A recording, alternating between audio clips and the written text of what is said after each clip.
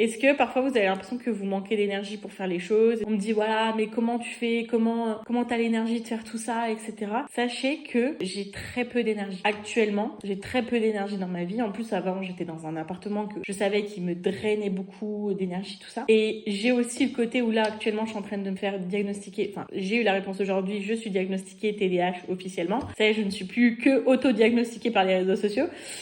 Donc je suis diagnostiquée TDAH. Donc le côté TDAH fait que on a de moins en moins d'énergie au fur et à mesure de la journée. Il faut vraiment faire extrêmement attention à notre environnement, entourage, etc. parce qu'on peut vite être drainé. Et donc moi, si tu veux, mes gros blocages de l'année 2025, c'était je n'ai pas assez d'énergie pour gérer plus de responsabilités ou pour aller chercher mes plus grands rêves. Mais en fait, si tu veux, qu'est-ce qui fait que on n'a pas d'énergie? C'est quand on essaie de faire des choses pour lesquelles on a de gros blocages, ou on essaie de faire des choses sur lesquelles on a des grosses croyances, ou que on n'arrive pas à être nous-mêmes dans notre environnement, il peut y avoir des vampires énergétiques autour de nous. On fait trop pour plaire à tout le monde, ou pour ne pas brusquer les gens, ou pour aider les gens, etc.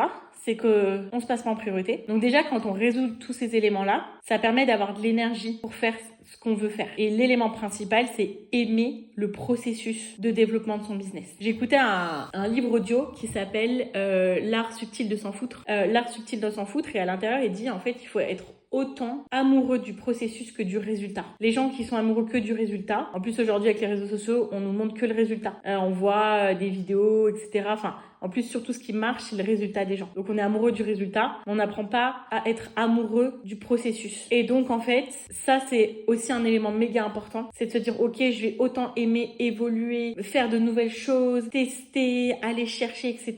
que d'avoir mes objectifs. Bon voilà, vous prenez ce qui vous parle par rapport à ces éléments-là. Mais voilà, déjà il y a le premier tri qui est le tri de tout ce qui vous draine d'énergie. Le deuxième tri, c'est est-ce que je suis amoureuse du processus? Est-ce que le processus est adapté à qui je suis?